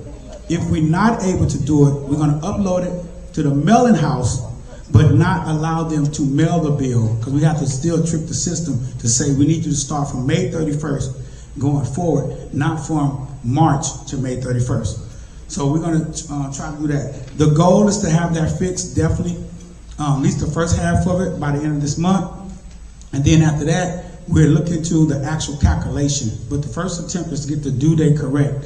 and then we'll look into the actual calculation. So I had a gentleman that I talked to the other day. He brought in a bill, been a resident for 14 months. His bill was over $5,000, but it didn't have no readings in his the ledger. So that's what we're going to try to fix before the end of the month. But know that, as the mayor said, we're working on it. We will get it resolved. There's a company called GLP, Great Lakes Partners. We talked to them about bringing in, they have grants, bringing in some staff to manually, like I said, when the water bills come back, there's an exception report that the finance department can catch. We potentially going to have them manually print out individual water reports that's incorrect, and then through the conversation with the mayor and the other finance people, decide if we're going to make some kind of adjustment or just hold the bill and find out how to be corrected. But that's going to be a manual process because there's over 2,500 water bills that goes out each month. So that's it with that. And then the final thing, go to item number 2. With the stuff that I gave you is roughly exposure of $2.5 million in financial exposure. And then the action plan, you'll see, like for the well, that's going to be required, the Public Works Director and Finance to get that vendor paid. From my understanding, that vendor has already submitted an invoice. It's just a matter of us paying them so they can do the work. With respect to the MFT, that audit has not been done. I'm working with the state. I have a contact there he has given us at least 20 to 30 more days to get this done. I'm trying to get that in writing so that we can also have some grace period on that. The housing grant, I spoke about that. Unless they allow us time to, and this was created a few days ago, so that's why it's not updated. Unless they allow us time to recoup that $335,000, unfortunately, that might be lost. As I said about the security system, that was taken care of as of today, but we found out that there's access to the system that should not have been allowed, so we got to get that resolved tomorrow. Again, with accounts payable, one of the things I would like to do with the board, because I know it was a contentious issue in the past, I would like to present the accounts payable at the committee of the whole meeting so that the board can decide which ones they do not want to approve for the next week, and we take it off instead of being at the committee meeting. Committee meeting, and then we go back and forth what's want to be removed. I would prefer I'll produce a policy, give you guys at the committee of the whole meeting. You discuss it with the accounts payable, and you direct us to remove certain items, and then at the next meeting, those items are already moved. So it should be a small, quick process of just voting to pay accounts payable. As far as the union grievance, there is a meeting at the end of this month with the attorney to start talking about their contract that is expired as of 4/30, but more importantly, try to settle and resolve as many grievances as possible before it gets to unnecessary legal action. I did mention about the state audit. We're trying to get Baker Tilly to assist with asking the state to give us more time, because as you guys remember, it was due, 421 audit was due 4/30 of this year, which is of course not going to be completed because it has already passed. So we're going to try to get the state to give us some more time that's more realistic, because as the gentleman said, the audit is only 50% complete. So there's things he's going to need that, as the mayor alluded to, we might not have those files. And then finally, the water billing. My goal is within the next 30 days, have that at least 90% rectified, and then definitely within 60 to 90 days, have it completely resolved. That's it. Any question? Could you go over that time frame again? Which one? Water billing, Water billing within the next 30 days, and then to have it completely resolved within 60 to 90 days. You're welcome. Question, very good report. Thank you very much. You're welcome. I appreciate how you pulled this together. Comments, questions, comments? Thanks, Sauk, for spearheading bringing in the OIG. Because without that, we wouldn't have known we had felons sitting up here that the mayor was bringing up here and appointing around our village. We had felons working under our mayor that he brought up here. So let's put the blame where the blame lies. That person is gone. So we talking about supporting this mayor we got now. Now, you concerned about this man. He's trying to fix the water bill, but nobody's concerned about overpaying their water bill. But now we're trying to get it right. Thank you, Madam Mayor.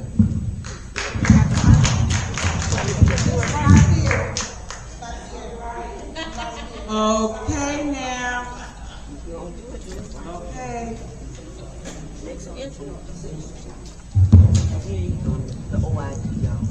Good evening, everyone. Good evening, Mayor, Clerk, Board of Trustees. I'm going to make it quick tonight. There were some concerns about what's happening. I can only say so much about the investigations that are going on. Right now, there's a joint investigation where the OIG, Office of Inspector General, is working with the Attorney General's office and 3 special agents that are now here in Sauk Village. Okay, that's all I can say about that. Okay, so we are, what I can tell you, the missing files we're investigating. We're investigating. Will they be consequences? Yes. We're going to find out, and we're going to continue to do our due diligence on everyone that's here. I've been saying that for months, that we investigate everyone. So, and that includes all of the trustees. I'm not here to be anyone's friend or be the favorite or be liked. I don't care. I'm here to do my job. If the people who brought me in don't like it, that's too bad. Or if it's the new people, I commend you on trying to work with each other in a cohesive manner. You know, that's what you really need here. I'm going to go back because I have just a little time. I'm going to continue to do my due diligence and look into everyone, okay, like I've had before. That includes your police department, your public works, your everyone. I've been working very hard since last year. I put myself on call 24 hours, and I have a team that I count on that are assisting the OIG. They are deputy OIGs. 1 minute. Okay. And they are protecting the people. My job is to make sure the people know what's going on. Okay. So I've been receiving phone threats because of reports that have been out for affecting the election. Again, I don't care. That is my freaking job, okay? And I don't care which side, we should be together. Which side, I don't care if it's the one that brought me in, you all let me know. There's a 24-hour number, still available for everyone to call. 708-888-0317. I get calls for violation of civil rights. I get calls for the water. A lot of calls for the water. So it's being investigated at the state level, at the OIG level. Time.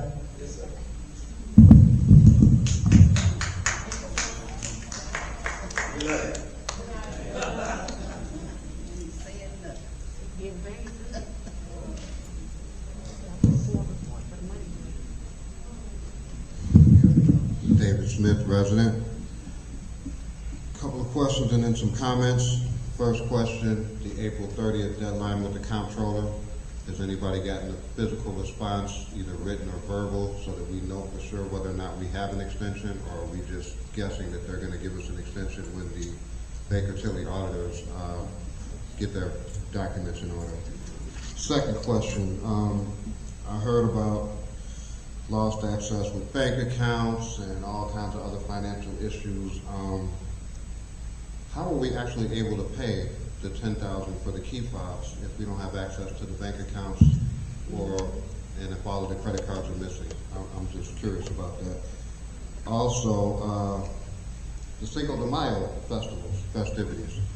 Did we get a total accounting on how much that was, and how were we able to pay for that if we're down with all of our financial systems? I'm just curious about that also. Next question. The finance department I've heard rumors, I don't know, I'm not back there, it's above my pay grade. Allegedly, I was told that the finance department employees are no longer there, / department heads. If that's the case, who's working in the finance department right now? I know you can't answer that, but has anyone been hired? That's probably a better question, a safer question that you can answer. Because how are things gonna get paid if we don't have people back there?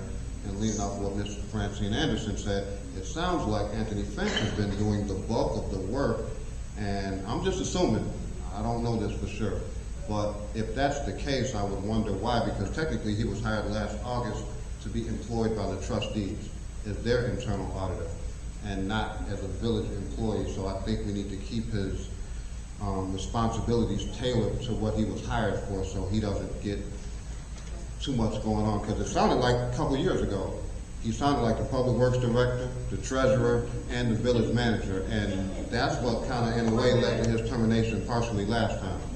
So, you know, we need to keep everything on the up and up so that everything functions like it's supposed to. I'm also concerned with the retreads on some of the new people that are being brought in. I heard the name Kazrick. I know they were a prior IT company that worked here. Obviously, Olson and McGrath is back. Anthony Finch is back. So it's like 2018, 2020 all over again. I'm not really seeing the change when I'm seeing the same people that were here when I first started coming to the meetings. Finally, the appointment that happened last week. I've seen a lot of appointments and I've been to a lot of affairs. I've never seen an appointment that was nameless. How does that happen? Can anybody explain that? How do you appoint someone when you don't name them? Is anybody aware that that is an OMA violation? Is anybody aware that that appointment has now been voided, and I'm pretty sure it'll be dealt with the Attorney General, but now that first appointment, you're not on the second appointment, you're still on the first one.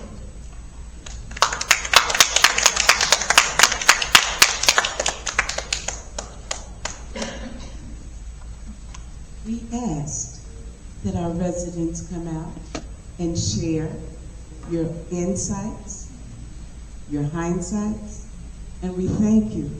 And now I'm going to attempt to respond as best as I can to as many of them as I can.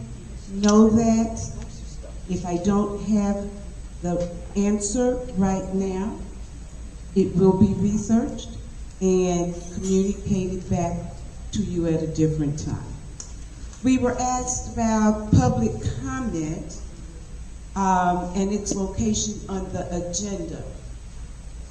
By design, we have public comments after the presentations in case you would need to hear what the presenters are talking about, and then you can communicate on that. For the board meetings, we have public comments at the top of the meeting before we start taking action, okay?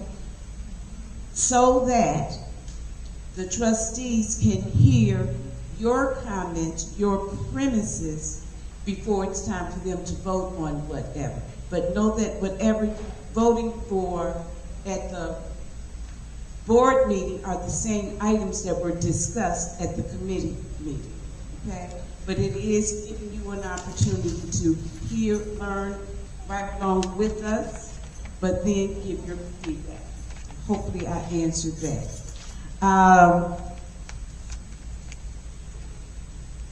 I've never seen a TIF packet before, and I was in office 8 years prior, and it would be interesting to see what is or what was in a TIF packet, and if that's something that would benefit myself, trustees, as well as our residents. It's something that we can definitely look at. In terms of the financial documents that were mentioned, in the foreseeable future, our trustees will have all of the documents that they need, that's required for them to make informed decisions where our finances are concerned and what and who we will be paid, okay? And definitely we will have that prior to getting ready to start working on a budget. But you can't do a budget without a budget to actual. You've got to start with that, with how much you have. So you can take that. To the resident who gave us the information on the flooding when it rains on 215th and Orion, and that you have no lights.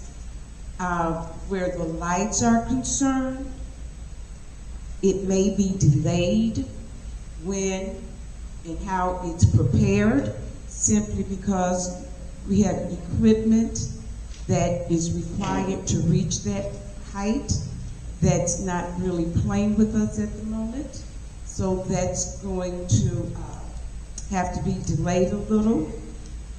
In terms of the flooding when it rains, you know we all have those little basins, and what happens is they get filled with debris, leaves, or whatever. Now I'm not asking you to personally go out and clear it away, but I know in my neighborhood when I see it, that's what I do, okay? Because I would rather reach down there and just move them off to the side. We're not talking about picking up all of that wet stuff. Just move it out of the little drain pipes so that the water can go down. That would be advisable. Another advice I mentioned earlier, that Trustee Johnson had created a document when you need service. Complete that service document and bring the service request and bring it, and then we can share it. The only way a lot of times we can know what's happening in every community at all times is if we can rely on our residents who live in those areas to notify us. So let's be a community that's working together and working for one another, and do what you can when something is impacting you. Do it personally, or give us the opportunity to be notified. And with that, you don't have to wait to come to a meeting. Invoices for DMC. I would suggest that you send any invoice that you have at this point to my attention. Just put May 21801 Torrance Avenue, Village of Sauk Village. Okay? I'm not certain. We may have them, we may not, but I would rather you share it with me, and then we can see what needs to be done. Is that okay, sir? In terms of blaming others, I think that in my attempt, and I think in Mr. Finch's attempt to notify all residents what's happening and taking place in the village, it was with no intent or attempt to blame, to place the blame, okay? You asked for transparency. This is what I keep saying. You asked for transparency, you promised transparency, then you walk when we give you transparency. In every instance, we don't have to point a finger at who the culprit is. It does us no good. Not now. We know what took place in the past. Many of you know what took place in the past. Some of you don't, because I've not seen you at meetings, and I'm so happy to see you here now. But we can't move forward if we keep living in the past. Okay? So I'm just going to ask everybody to be mindful of that. Poor lighting, I explained the lighting. But the drag races, we will share that information with our police department, and that is 1691 223rd Street, and it's been noted. in terms of the data breaches and personal information, know that, as I was saying, people were telling me that the shredding truck was out there, the shredding truck. It was shredded, so I don't believe that anybody's information has been compromised because it's been shredded. However, the OIG mentioned that he has notified the state officials, and we are moving forward with that, okay? So hopefully that answered that question. I was asked why someone was not the village administrator, and that's because we've not posted the position and have not conducted interviews for a village administrator. And I'm not certain if everyone was here when I raised this up, because this is something that's going to get published on the Facebook e-news and next door, either today or tomorrow, which outlines positions that we're seeking to fill, okay? And so, I do want to take an opportunity. We can't just identify who would be the village administrator, or who would be the senior accountant, or who's going to be the finance director, and I believe I explained that too. We have a hiring process, an interview process in place that's going to be not non-threatening, because we don't want to threaten people just because they come. We don't want to scare them away. But it's going to be non-partial. It's going to be very fair.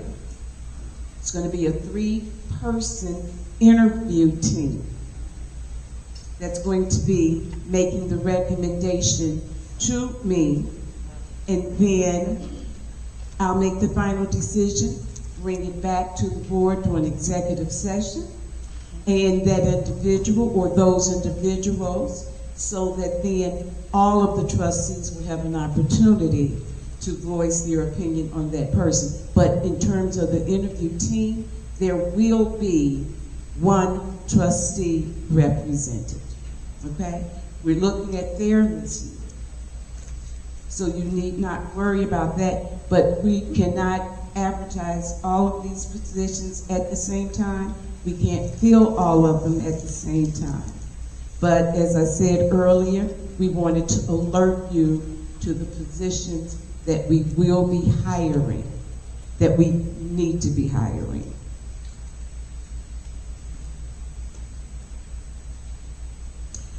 We were talking about accountability. In terms of accountability, we can only rely on the individuals that the residents voted into office. We can only rely that they will do as they promised that they would, as they took the oath of office as they would, and that they would perform the needed duties. We can't punish trustees who opt not to do as they promised that they would do. There is no punishment, not at the state level or whatever. Now, if there's some unrest and repeated unrest, the law speaks to how they can be sanctioned for a period of time. So I guess that would be considered punishment, but it's not long lasting, okay? So we won't be able to do that.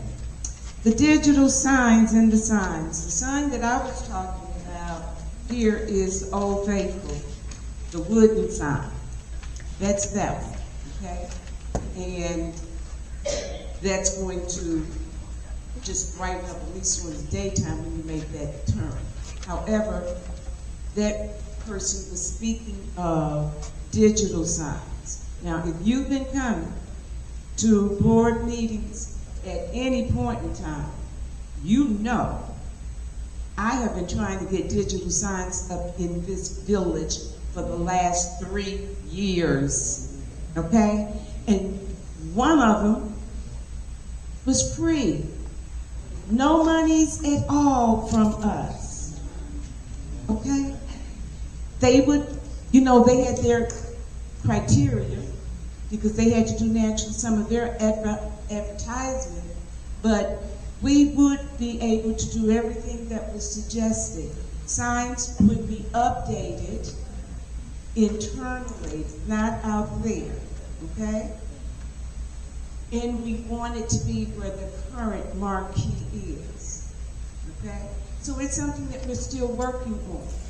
But then, not just there, we need one because everybody don't go that way. We have a lot of people that travel back and forth on Torrance, okay? So we need one right outside our village hall as well. Those aren't pipe dreams. It's going to be a reality based upon trustees' approval of them, okay? So that's in the making.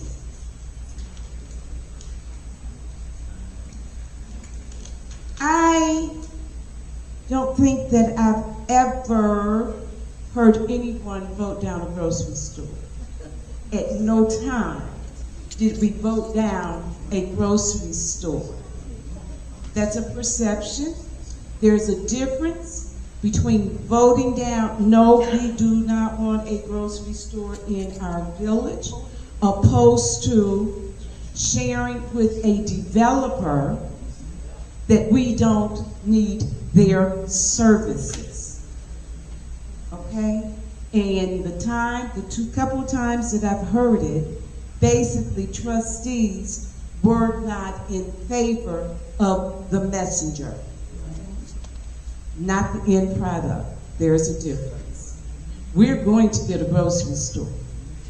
Whether it takes 2 years or 5 years or 10 years that someone else told us if we didn't act on it right now, we lose our opportunity. You don't conduct business with the village of Sauk Village in that manner. You don't give us ultimatums. It's a partnership. It has to be a partnership and no threats. We're not going to be bullied, okay? So hopefully I've answered that. In terms of the trustee responsibilities,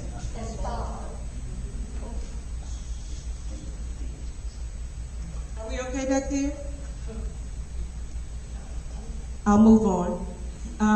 Trustees' responsibilities. We know trustees have responsibilities. I have taken very good care to say repeatedly that the trustees are tasked with approving accounts payable.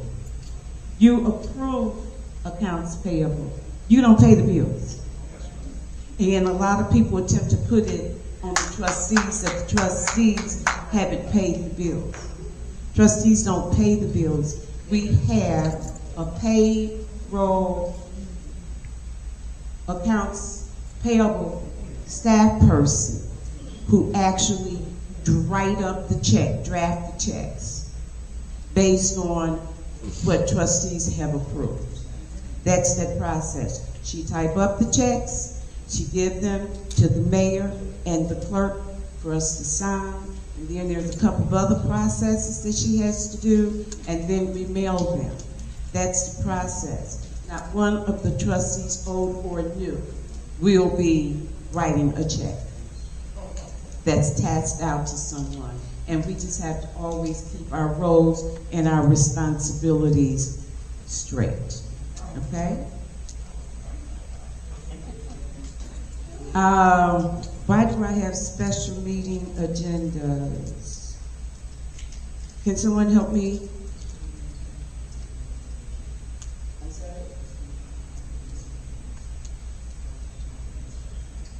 Oh, someone mentioned why they had so many special meetings because of not being able to get on the agenda. I think that I've talked to most of the existing, and the trustees know that we're not going to have a whole lot of special meetings over them not being able to put an agenda item on the agenda. And the reason why is our trustees are going to understand and know what type of information goes on a committee of the whole meeting and what type of information goes on a board meeting. So I'm not expecting anyone to ask me to put something on a board meeting that's supposed to go on the committee of the whole. The committee of the whole meeting, we come together, we are supposed to hear trustees' reports, directors' reports, and we are supposed to act on whatever the recommendation. We are voting. We're not having a whole lot of discussion at that meeting. We have our discussion at the committee of the whole meeting. I believe they all understand that, and I know that they're going to comply. So, I won't have to say, oh, that doesn't go on this particular meeting, because they'll know, okay? And they won't get upset, because it won't be on the agenda, and we won't have to have all of these special meetings. It was too much. The OIG responded to missing funds, missing records and everything, and I would really opt not to communicate any further on that, because I'm a firm believer that when things are being investigated, you don't speak a whole lot and you don't tell everybody what your game plan is, okay? Someone else, asked a lot of questions in terms of the extension for the audit. Know that we put out a lot of feelers. We've communicated with a number of people this past week, and our timeline is not everybody else's timeline.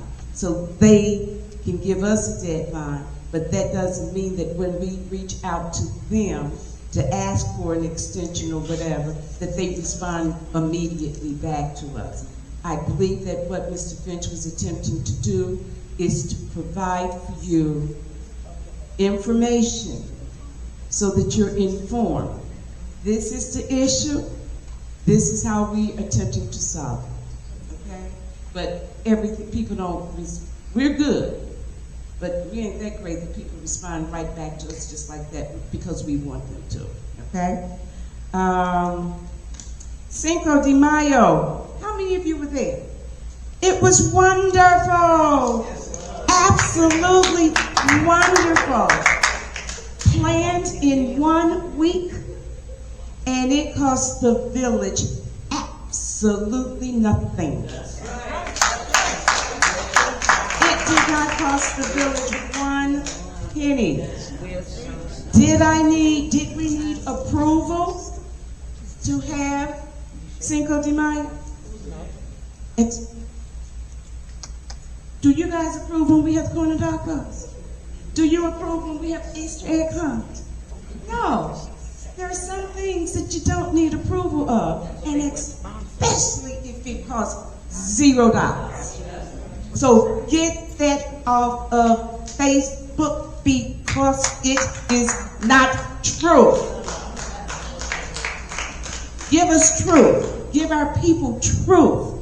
Don't incite when you don't need to incite when you don't have the information. Thank you very much with that. Finance department, how did I just put finance department? Someone said that they're not seeing a change because we're bringing back some of the same old people. Now let me tell you something. When you have someone who's good and they've been let go unreasonably, when it's time and you're in a pickle, you go with somebody who knows the system, what's going on, and how to operate. Did it require filling a new position? Absolutely not. It's on this sheet here. Okay? We went with someone who trustees voted on last year as an internal auditor, and that person is fulfilling the deeds and the duties that's listed as an internal auditor. Now, maybe he is doing just one or two other things, but you know, we've had a number of volunteers in this building over the last week because we need assistance. Now, if any of you all want to come in and volunteer some time to do something, know that you're more than welcome as well. Okay? So don't dog out somebody who's not getting paid to help us out of this pickle that we're in. Okay. The nameless appointment. I knew what I was doing last week when I first asked for a motion to appoint. I knew what I was doing. I asked for a motion to appoint. What was the need for me to give you the person's name if you're going to say no? So, it would have been a two-step process. Would you? I'd asked for a motion to appoint. Had you said yes, then naturally I would have had to say, I move to appoint, blah, blah, blah. Can we get her sworn in? Y'all didn't give me that luxury because someone has to take, as we talk about Robert Rules of Order, know that I know Robert Rules of Order too. I'm a parliamentarian, so I know, and I don't have to Google everything, okay? Some of it is it's ingrained because I go through so much training on it. I don't know everything. I don't propose to know everything. And sometimes research is needed for a special topic. I acknowledge that. And I'm certain I see the president of the school board here as well. Don't be scooting down. And I know that, you know, with her being the president, I think you're still president, aren't you? Okay, you're going to from time to time have to research as well. It's what we all do. But other organizations and other villages, they have a parliamentarian who sit next to them and advise them during the meeting. We don't have a parliamentarian. I attempted to serve as our parliamentarian when I was the village. Trustees allowed me freedom to speak as much as they gave me because they knew that I am a parliamentarian, okay? But I was going to make that a two-pronged process. Get your motion, get the motion that I can I could appoint someone, and then I would have made that appointment. I hope that answers that question. So you can't tell me that I have not used already one of my three. I've used one of my three. Okay. I don't know what I wrote when I said village employees. I'm sorry, so sir, if you can bring that back to me another time, then I can address it. But I just put village employees, and I thought that I was going to remember it, and I did. Let's move on. Oh, geez. We got to find another way to do this. This public comment lasts a long time. Now, there is a segment in our code and in Robert Rules of Order, parliamentary procedures, that say that we can limit the amount of time. And I do welcome you, but this has taken almost an hour, just public comment. And I need you to understand it, but I tried to answer as many questions as I could. I think that I did in terms of what I remember. So now it's time for trustees and the mayor comments.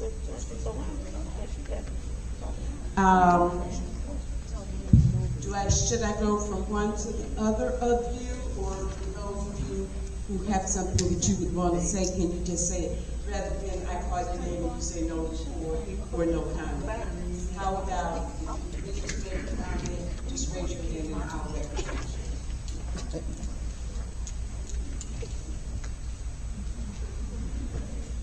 Trustee Sapp. Good evening, everyone. I simply want to say that we, encompassing everyone, believe in not interfering with the achievement of long-term population diversity and integration, thereby depriving the citizens of the benefits of interracial, interreligion, and intercultural association, which is what the Cinco de Mayo Fest created. It was very harmonious. Everyone had a really good time. Our kids played together, our families mingled, we shared different foods, and it was just excellent. So I just want to say also, it cost us nothing. Everything was donated by vendors right here in Sauk Village. They are residents and they participated and they enjoyed themselves. And it also gave us the opportunity to mingle and meet other people. So for those who came, thank you. You did a fantastic job. Any other comments? Hearing? Thank I you. was going to say, hearing none, you'll go. Yeah, I So, know. come on now. I just want to say that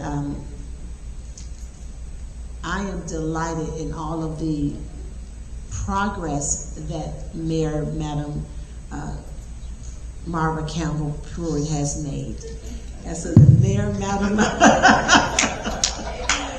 other one just one little. Woo, that's a lot to get out. But listen, I'm so happy of the progress that was made. I heard in some of the comments that some of the old people were brought back from old positions. And they mentioned specifically the year 2018. And I just want to say, when those persons were here in 2018, all of our audits were up to code. When they were here in 2018, all of our budgets were on time. When they were here in 2018, we had access to all of our grants. And when they were here in 2018, our vendors were paid. When they were here in 2018, our waters was working, our water billing system. So when Mr. Finch was here in 2018, we had none of these problems. And I just want to commend the trustees that brought him back, the mayor right now that is utilizing his services, because now that he's back, all of these issues that has been going on for the last 2 years when he was released are now being back on track, and they're being back. What you say, man? There you go. She said it herself. So yes, 2018 we were good. The 2 years that he was dismissed, it was a mess, and now the mess is being corrected. So we thank God for Mr. Finch, and looking forward to working with him. Also, I want to say to Madam Mayor that I do like the new structure of the committees. I just want to talk a little bit more to make sure that the committee and the duties of the directors are not intermingling with one another. But they're good structure. Also, I want to say we really want the residents to understand, and I think Madam Mayor has made it very clear. We do not pay bills. We vote them in, and I want to make sure that Mr. Finch did say that there was over $1 million worth of approved bills that the trustees approved that was sitting on the previous administration's desk when this new mayor took office. So the trustees has always paid approved the bills, and that's where our buck stops, and the next buck starts with the mayor's administration. So we will continue to do our job. We will be greater. We will be better, because now we have no opposition, and we have a mayor that's willing to work with her trustees to make sure that this village is run properly and that we get the work of the residents done. So we want to thank the residents for your patience. We want to thank the trustees for be coming together and be a cohesive team, because it's not about me, it's not about us, it's about you. And we are going to get the job done, because I know that Madam Mayor has said we will. Thank you. Anyone else? Excuse me.